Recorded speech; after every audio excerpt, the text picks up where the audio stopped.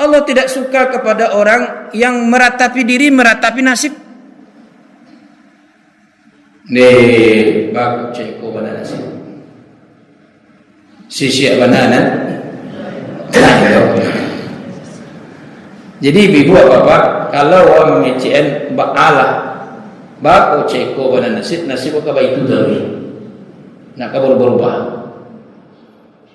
Apalagi ketika Allah berikan suatu ujian kepada kita, besok ada lagi ujian, lalu kita berkata,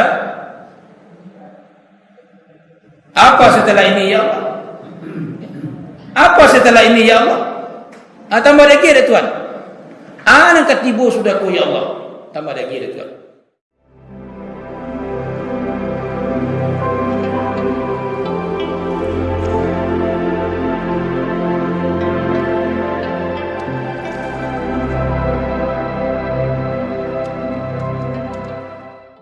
A'udzu billahi minasyaitonir rajim. Bismillahirrahmanirrahim.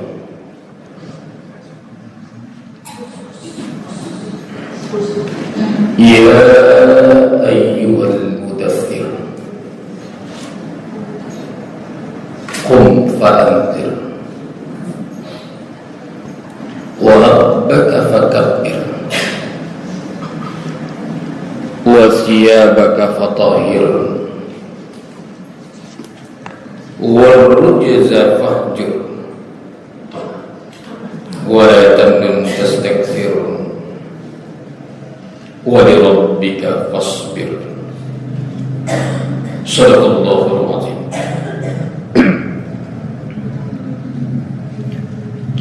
Wahai orang-orang yang berselibat,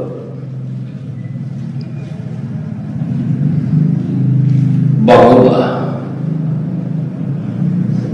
beri peringatan,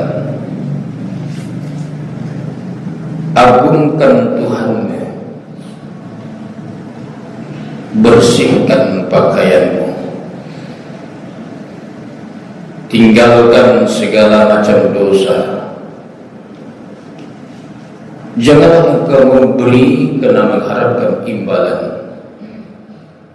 dan kepada Tuhanmu hendaklah engkau bersabar. Maha benar Allah dengan segala firman-Nya. Surat Al-Mudaththir, surat ke-74 ayat 1 sampai ayat yang ke-7.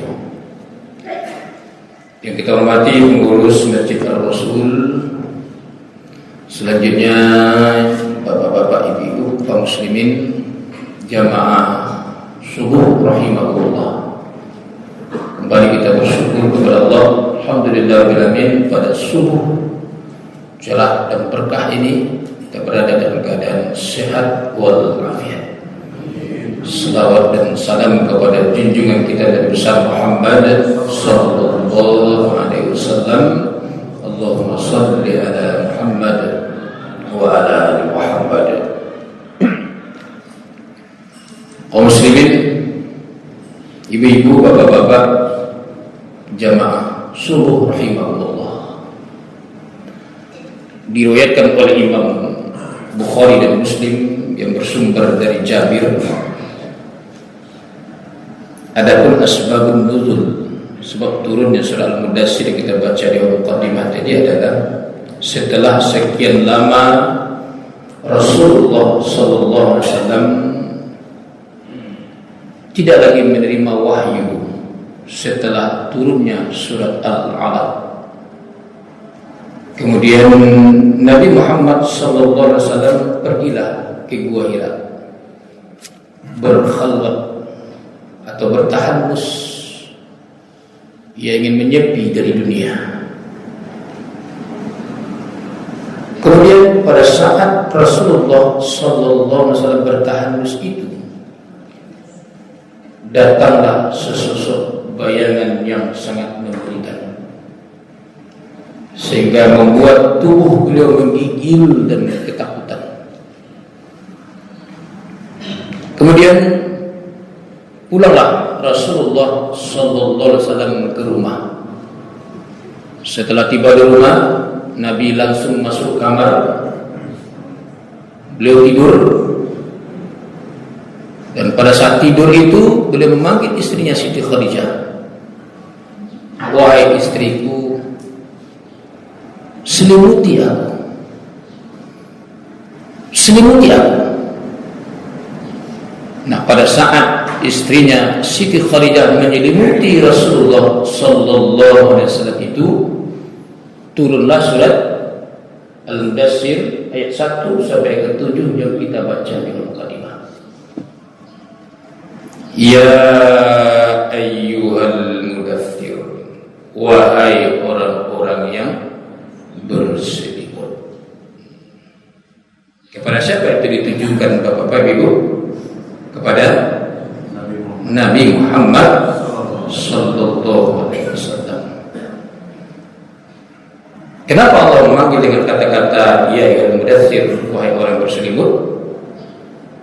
Karena kondisi Nabi pada waktu itu dalam keadaan berselimut. Kaum muslimin, bapak-bapak ibu bahagia, Nabi begitu istimewa dipanggil oleh Allah. Kalau nabi-nabi yang lain, Allah panggil langsung sebut namanya.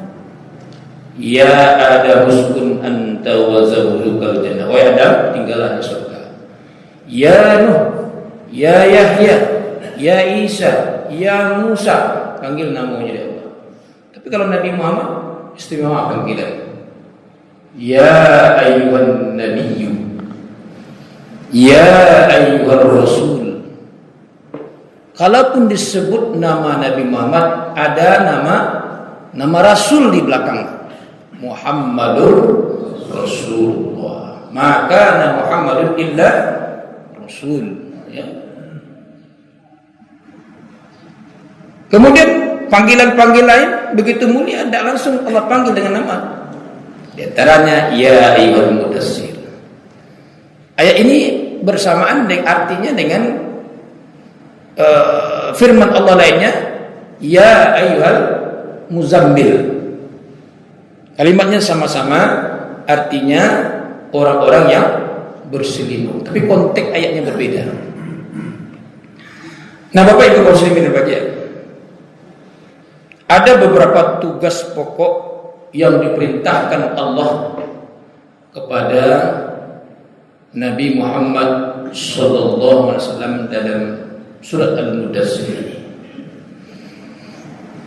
Walaupun tugas itu ditujukan kepada Rasulullah, tetapi intinya adalah untuk kita umatnya.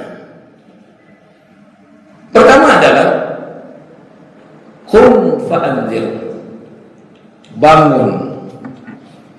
Qum, bangun, fa'anzir, beri peringatan. Bapak Ibu berbahagia, biasanya kalau awak lalu ya waktu-waktu subuh itu, ketika bangun itu kan balik mangke apa? Mangke selimut lah. Ya. Kadang-kadang berat selimut itu yang beberapa kilo, tidak sampai. Ya. Seberapa kilo sampai itu Pak? Tidak sampai kan? Sementara berat-berat yang lain bisa kita angkat. Padahal Bapak Ibu kaum muslimin bahagia, umat Islam itu harus bangkit, harus bangun mulai dari waktu fajar itulah. Karena itu salat yang berat bagi orang munafik itu adalah salat subuh itu. Balik mana? Ya, mangkik selimut itu. Rasulullah sallallahu alaihi wasallam pernah ditanya oleh sahabat, ya Rasul, siapakah orang yang baik itu ya Rasul? Lalu Rasul menjawab, orang yang baik itu adalah lihat ketika ia bangun. Kalau ketika ia bangun, ia mulai dari menegakkan ibadah sholat. Kemudian yang ia pikirkan selanjutnya, yang ia lakukan selanjutnya adalah perbuatan-perbuatan yang positif. Perbuatan-perbuatan yang baik, yang bermanfaat, itulah tanda orang yang baik. Tetapi kalau orang itu bangunnya itu tidak dimulai dari waktu fajar, waktu subuh, dan kemudian yang ia pikirkan adalah hal-hal yang negatif dalam hidup, maka itulah tanda orang yang tidak baik. Nah, Bapak Ibu kaum sekalian bahagia, karena itu dalam surah Al-Fajr Allah bersumpah, ya, demi waktu fajar. Kenapa Allah bersumpah dengan waktu? Allah tidak pernah bersumpah dengan manusia. Allah selalu bersumpah dengan waktu, wadduha wal asr. Karena waktu itu penting. Nah, Bapak Ibu kaum sekalian bahagia, jadi bangkit kebangkitan umat Islam itu dimulai waktu fajar. Jadi kalau subuh membarakah berbagai, setiap masjid, setiap musala itu ramai, itu luar biasa. Disitulah letak powernya umat Islam itu. Kebangkitan umat Islam itu dimulai waktu subuh. Kemudian setelah kita mulai bangkit ketika waktu subuh itu, Rasulullah menyuruh kepada kita untuk bekerja keras, semangat melakukan aktivitas. Karena itu dalam surah Al-Jumu'ah Allah tekankan kepada kita, fa iza qudiyatis shalah fantasiru fil ardh. Apabila kamu selesai melaksanakan ibadah salat, bertebarlah, berpencarlah di atas permukaan bumi, cari karunia Allah, karena karunia Allah sangat luas. Nah, itu Bapak Ibu kaum sembahyang, Allah sangat marah. Allah tidak suka kepada orang yang bermalas-malas, berpangku tangan, meminta belas kasihan seseorang. Allah tidak suka. Bapak Ibu bahagia, kalau awak mengalih, galih awak itu berhubungan dengan harian yang dibutuhkan orang. Ada sebuah kata-kata bijak berbahagia, bunyinya begini: jangan engkau kunci gembok ketika matahari terbit. Apa maksudnya? Jangan tunggu lo matahari dibuka kadai. Bukalah lebih awal, bukalah lebih cepat. Jadi sudah waktu subuh itu buka kadai. Tentu orang yang ingin beli, punya bensin, beli gula, kopi, ya, kalau kita buka lebih awal, tentu orang akan datang kepada kita. Itu maksudnya. Jadi ikhtiar itu maksimal. Ikhtiar itu maksimal. Kita mulai ketika kita subuh itu. Dan sebaliknya, Allah tidak suka kepada orang yang meratapi diri, meratapi nasib. Nih, bagus ceko banana nasib. Sisi banana. Jadi ibu bapak, kalau orang mengecen ba'ala, baku ceko banana nasib apa itu tadi. Nak berubah. Apalagi ketika Allah berikan suatu ujian kepada kita, besok ada lagi ujian, lalu kita berkata, apa setelah ini ya Allah? Apa setelah ini ya Allah? Tambah lagi ada Tuhan. Anak ketibu sudah ku ya Allah. Tambah lagi ada Tuhan.